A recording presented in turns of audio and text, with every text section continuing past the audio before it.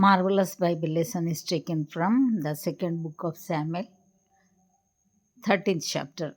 And it came to pass after this that Absalom the son of David had a fair sister, whose name was Tamar, and Ammon the son of David loved her, and Amnon was so vexed that he fell sick for his sister Tamar, for she was a virgin, and Amnon thought it hard for him to do anything to her. But Amnon had a friend whose name was Jonadab, the son of Shimeah, David's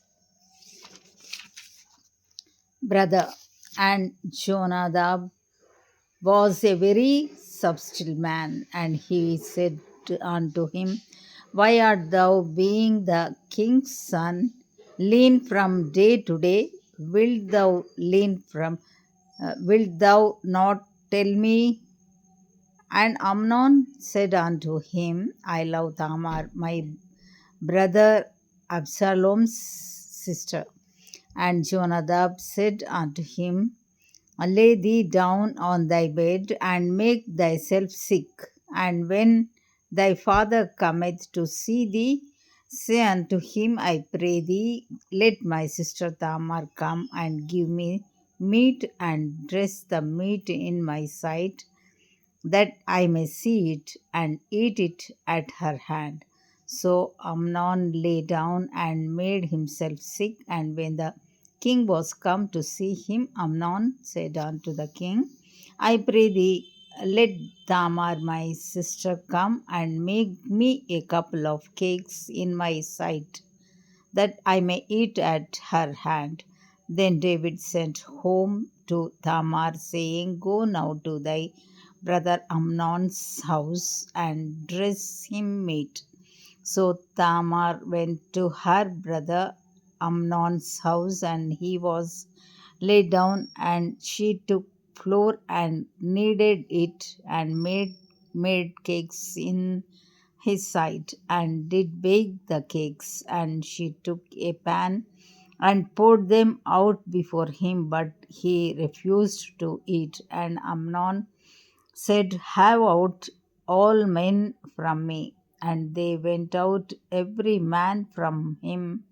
And Amnon said unto Tamar, bring the meat into the chamber, that I may eat of thine hand. And Tamar took the cakes which she had made, and brought them into the chamber to Amnon her brother. And when she had brought them unto him to eat, he took hold of her, and said unto her, come lie with me, my sister. And she answered him, nay, my brother, do not force me, for no such thing ought to be done in Israel. Do not thou this folly. And whither shall I cause my shame to go? And as for thee, thou shalt be as one of the fools in Israel. Now therefore, I pray thee, speak unto the king, for he will not withhold me from thee. Howbeit he would not hearken unto her voice, but being stronger than she, forced her and lay with her. Then Amnon hated her exceedingly, so that the hatred wherewith he hated her was greater than the love wherewith he had loved her. And Amnon said unto her, arise, be gone. And she said unto him, there is no cause. This evil in sending me away is greater than the other that thou didst unto me. But he would not hearken unto her. Then he called his servant that ministered unto him, and said, put now this woman out from me, and bolt the door after her. And she had a garment of divers colors upon her, for with such robes were the king's daughters that were virgins apparelled. Then his servant brought her out and bolted the door after her. And Tamar put ashes on her head and rent her garment of divers colors that was on her, and laid her hand on her head, and went on crying. And Absalom her brother said unto her, Hath Amnon thy brother been with thee? But hold now thy peace, my sister. He is thy brother. Regard not this thing. So Tamar remained desolate in her brother Absalom's house.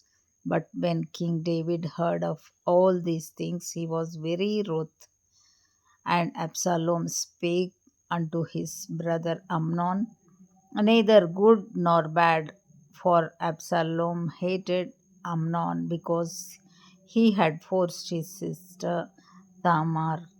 And it came to pass after 2 full years that Absalom had sheep hearers in Baal-hazor, which is beside Ephraim. And Absalom invited all the king's sons.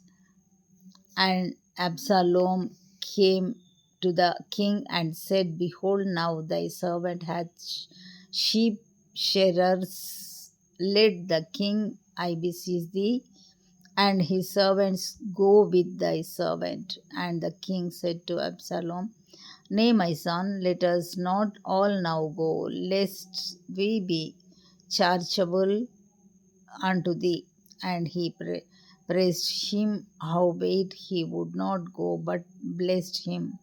Then said Absalom, If not, I pray thee, let my brother Amnon go with us. And the king said unto him, Why should he go with thee? But Absalom pressed him that he let Amnon and all the king's sons go with him. Now Absalom had commanded his servants, saying, Mark ye now, when Amnon's heart is merry with wine, and when I say unto you, Smite Amnon, then kill him, fear not, have not I commanded you?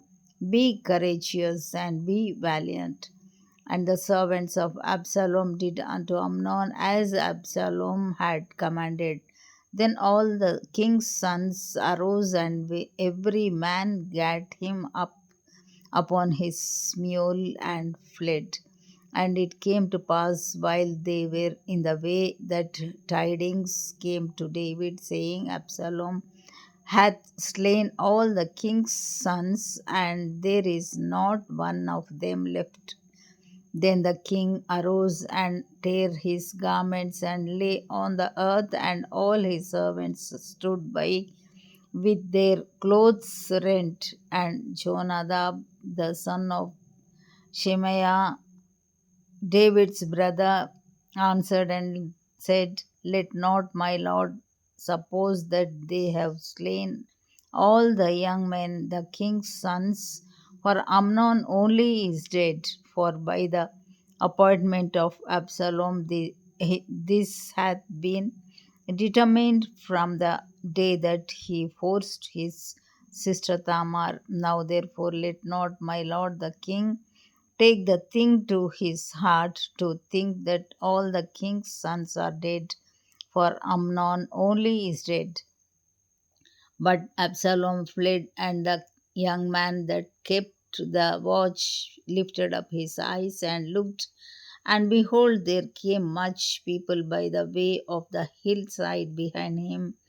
And Jonadab said unto the king, Behold, the king's sons come, as thy servant said, so it is. And it came to pass as soon as he had made an end of speaking, that behold, the king's sons came and lifted up their voice and wept. And the king also and all his servants wept very sore. But Absalom fled and went to Talmai, the son of Ammihud, king of Geshur. And David mourned for his son every day. So Absalom fled and went to Geshur and was there 3 years. And the soul of King David longed to go forth unto Absalom, for he was comforted concerning Amnon, seeing he was dead. Here ends the Bible lesson.